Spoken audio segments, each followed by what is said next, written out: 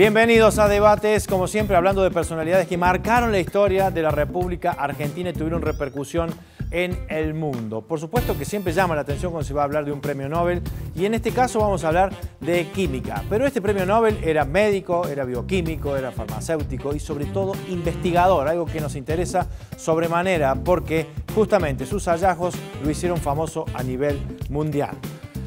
Luis Federico Leluar, con ustedes hoy aquí en Debates. Bienvenidos.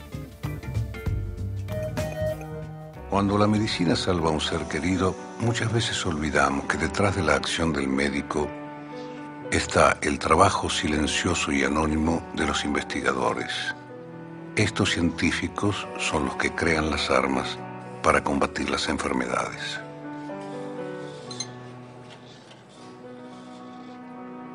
Investigar es como estar en un cuarto oscuro. Uno saca cosas de allí, saca cosas. No sabe cuánto queda por sacar, ni qué sucederá cuando se saque todo.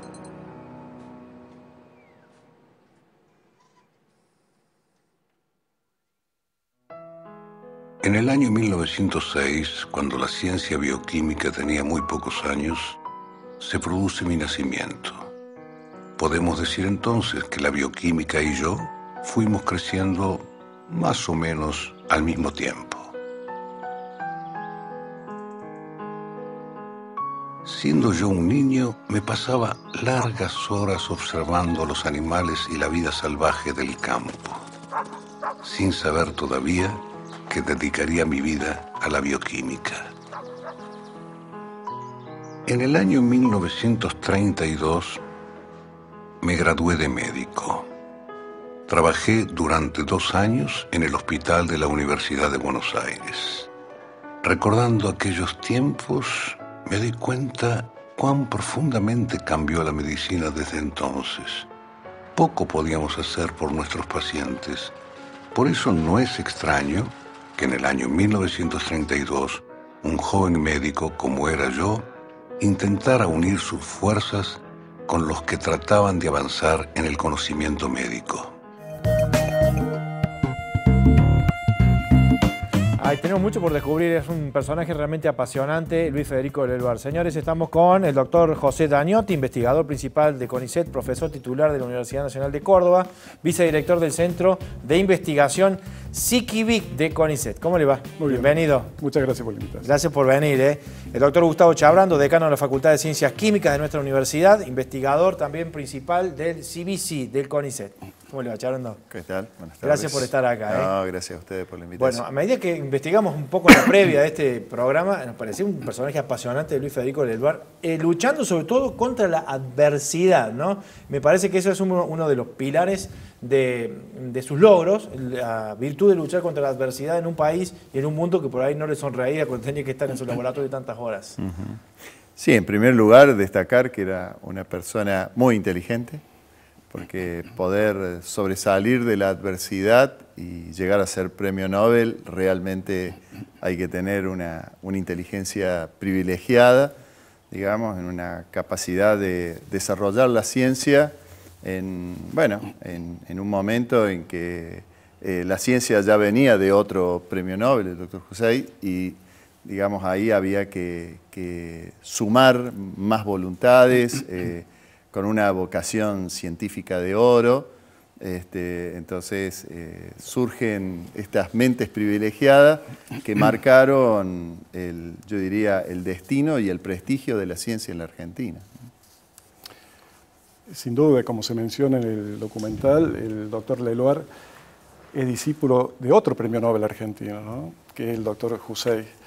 Nuestro primer premio Nobel en ciencia, ¿no? El segundo premio Nobel, porque el primero fue de la paz. Entonces, indagando un poquito al respecto de la trayectoria, en el año 1933 el doctor Leluar se suma al grupo de investigación del doctor Hussein, con quien hizo la tesis de doctorado, ¿no? Y bueno, algo que se suele dar en general en los ambientes científicos, cuando hay un buen mentor, un buen profesor, un buen director, es bastante común, más de lo que uno cree, que discípulos son nobles igual que su director, ¿no? En este caso, no es menor a destacar que tanto Leloir, que fue el premio Nobel en química, el primer Nobel de química en Latinoamérica, en el año 70. El doctor Hussein lo fue en el año 1947, pero en ese caso el premio Nobel en medicina, ¿no? Y por cierto, yo diría que al menos en el área de las ciencias bioquímicas y de la fisiología, nuestro transitar por la investigación en esas áreas actuales le debemos muchísimo a estos pioneros, tanto Hussein como Leloir, por sus contribuciones en épocas para nada fáciles, pero que han dejado marcado con un sello muy fuerte el quehacer científico, la disciplina científica y al menos las premisas por las cuales uno tiene que moverse para hacer una ciencia lo más competitiva posible, una ciencia digna, dentro de ambientes o situaciones que muchas veces no son fáciles, ¿no? Porque las condiciones en las cuales desarrollaban sus tareas de investigaciones tampoco eran para nada, no contaban con todos los elementos necesarios. No eran casi artesanos, eran artesanos. ¿No? Artesanos, sí. Hoy, por lo pronto, uno puede adquirir muchos productos, sustancias, moléculas que las compra en un catálogo y la tiene a los días. Claro. En ese entonces, para desarrollar sus investigaciones, primero había que sintetizar todos los elementos y las moléculas que le hacían falta para responder las hipótesis que se planteaban a posterior, ¿no? Así que, pero bueno, ese esfuerzo, esa perseverancia, yo diría que ha quedado grabada a fuego a nivel de los investigadores del país, porque creo que hoy por hoy el estándar de la ciencia argentina en un contexto regional y algo, por supuesto, en el quehacer internacional, tiene mucho del esfuerzo de los investigadores, realmente, porque las situaciones son cambiantes, hay vaivenes de distintos tipos, económicos, políticos, distintas circunstancias que le ha tocado vivir el país, pero realmente el tesón y el esfuerzo que ponen cada uno de los investigadores en su laboratorio con sus discípulos, logran, en muchos casos, suplir esas carencias que se tienen, ¿no? Y le pongo pausa acá porque justamente queremos avanzar sobre este punto. La personalidad del investigador, la conducta del investigador y en qué está ayudando en general a la ciencia a avanzar. Esa era una de las consignas de su trabajo dentro del laboratorio. Lo vamos viendo aquí en debate. A ver. Mi padre era médico, se recibió al principio de los años 30 en la UBA y hizo la tesis doctoral en el Instituto de Fisiología bajo la dirección de Hussein. Y su compañero, digamos, en el laboratorio estaba Leloir, de manera que se hicieron muy amigos. Leloir se dedicó a la química biológica, mi padre a la microbiología, a la virología. Eso inconscientemente me hizo seguir ciencia. Yo en quinto año de secundario iba a seguir Derecho, pero por esas casualidades seguí química. Luego me enteré con gran alegría de papá que...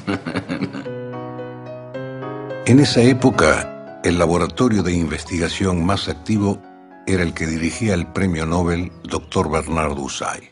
En el año 46-47 apareció un industrial del textil, que era Jaime Campomar, y le ofreció a Hussein crear otra fundación, otro instituto, que fue el Instituto Campomar, y dar dinero para eso. Entonces, y ahí Hussein recomendó a Campomar que no nombrara a Leloir como director de este nuevo instituto. Y como mi padre lo conocía a Leloir y era amigo, me dijo, mira, existe ¿por qué no vas a hablar? Qué sé yo. Bueno, hice el curso de admisión, lo aprobé y me quedé a trabajar con Leloir. Todos valoran la enorme influencia que tiene sobre la sociedad moderna, pero son pocos los que dirigen sus esfuerzos hacia el progreso científico. Esta falta de interés se debe a que los resultados de una investigación aparecen muy lentamente y bajo formas poco espectaculares. Leloir era una persona muy metódica, llegaba todos los días a las 9:30 de la mañana y se iba a las 5:30 de la tarde. Si tenía que empezar un experimento que no iba a terminar a las 5:30, esperaba, no lo empezaba, esperaba el día siguiente para ser una persona muy, muy metódica. La tarea del investigador requiere una personalidad especial. No bastan la inteligencia, la salud y los medios adecuados. es necesario tener una fuerte vocación y un insaciable deseo de descubrir hechos nuevos. No es peyorativo, era una rata de laboratorio, ¿no? Era una persona que él odiaba la burocracia, odiaba los papeles, odiaba ver gente. Yo lo he visto al Eluard anunciar lo que venía un periodista y esconderse abajo de una mesada para que oye, ¿dónde está el doctor Leluar? Debe haber salido porque no está. Una persona muy reservada, muy tímida. Por otro lado, tenía un fantástico sentido del humor.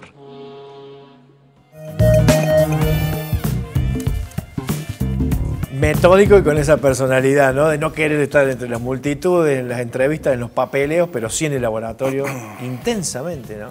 Sí, eran personalidades muy fuertes, o sea, tenían esa capacidad de poder planificar de manera metódica experimentos que solo ellos en ese sentir científico podían imaginar con sus discípulos, en el cual exigían también esa misma metódica de trabajo, las horas de dedicación. Ellos son, digamos, los precursores de la dedicación exclusiva a la ciencia, y fue una de las bases de la dedicación exclusiva en las universidades también, que hoy podemos tener, digamos, como contexto en nuestra Facultad de Ciencias Químicas y algunas facultades de la Universidad Nacional de Córdoba, donde la concepción es la ciencia con dedicación exclusiva, ¿no? O sea, es decir, dedicado el 100% del tiempo a pensar, a desarrollar experimentos, a hacerse preguntas. Eran personas con una gran capacidad de generar y formular grandes preguntas y de buscar incesantemente responderlas y volver a repetir en aquellas condiciones. Uno por ahí, cuando visita los lugares que hoy parecen museos, digamos, y ve el equipamiento que utilizaban en ese momento, uno no puede llegar a dejar de asombrarse de lo que podían lograr con lo que uno hoy ve en un laboratorio moderno, donde la tecnología nos permite avanzar a pasos agigantados, digamos, y responder las preguntas más rápido de lo que ellos... Uno por ahí se pone en ese lugar y dice, ¿qué sería Leluar hoy con la tecnología de hoy, ¿no? O sea, es decir, ¿cuántas cosas más podría llegar a hacer con la tecnología de hoy que te permite de pronto, a lo mejor, responder una pregunta en tiempos mucho más rápidos de lo que se podía responder en ese momento? Y generar más preguntas, y así sucesivamente, ¿no? ¿Qué es lo que se conoce, digamos, un poquito yo siempre digo que la ciencia no avanza, la ciencia siempre es ciencia, lo que avanzan son los resultados de la ciencia, es lo que va evolucionando. Ellos respetaban y aplicaban el concepto del método científico a la perfección, ¿no? Y entonces uno por ahí también tuvo la suerte de leer escritos y cómo planteaban sus hipótesis, cómo planteaban sus objetivos, es decir, el tipo de razonamiento. Sí, muy fuerte, muy fuerte. Y lo otro a destacar, Hernán, es el hecho de que figuras tan importantes de la ciencia en Argentina han sido tentadas para desarrollar su investigación en el exterior. Ajá. Y tanto Jusey como Leluar y otros tantos grandes en la ciencia en Argentina, como Favaloro también, optaron por desarrollar su investigación en el país, con todo lo que significa hacer ciencia en Argentina. Sabemos que no es fácil, hay épocas mejores, hay épocas que transitamos periodos donde nos cuesta todo, mucho más, pero ellos decidieron devolver un poco al país su formación, formar discípulos, y si tenemos unos minutos, después me puedo explayar un poco en lo que ha sido lo acertada de esa decisión, porque la ramificación en el quehacer científico y la cantidad de discípulos, segunda, tercera generación de estos grandes investigadores, hoy lo podemos vivir acá, muy cerca, en Córdoba, en Buenos Aires y en otros lugares del país. Así que eso realmente fue una decisión muy acertada y que no todo el mundo está dispuesto a hacerlo, ¿no? Tentados por laboratorios que no les falta nada, claro, seguramente con buenos estipendios, y codearse con ambientes y la cercanía de ambientes de poder en la ciencia, eso suele ser a veces un poco tentador. Pero realmente eso lo quiero destacar porque fue el caso de estos investigadores. Sí, una cuestión que uno por ahí dice, yo no sé si en ese momento ellos pensaban ser tan federales en eso, es decir, ¿no? Porque, bueno, Buenos Aires siempre fue Buenos Aires y ellos se desarrollaron en Buenos Aires, Sí. pero la cantidad de discípulos que generaron con esas características de investigador, hoy puede uno localizar centros acá en Córdoba, en Tucumán, que después fueron discípulos de discípulos que se formaron aquí en Córdoba y hoy están en Tucumán, están en Bahía Blanca, ¿no? Es decir, hubo una distribución de esas semillas que ellos generaron, que a lo mejor nunca se lo propusieron, pero cómo de pronto investigación de gran impacto puede generar tantos discípulos que generaron una onda de la ciencia bastante federal. Porque hasta ese momento, ¿qué pasaba con la ciencia, con la bioquímica en particular, que fue la especialidad de Leluar? ¿Qué pasaba ahí? ¿Cómo se procedía ante un enfermo, ante una situación X en los hospitales? Bueno, cuando nos referimos a la investigación bioquímica, no necesariamente ligada a lo que es los estudios bioquímicos clásicos que podemos estar acostumbrados a escuchar con el quehacer del diagnóstico bioquímico, sino que es una disciplina de investigación en el área bioquímica, ¿no es cierto? Y en ese entonces, yo debo decir que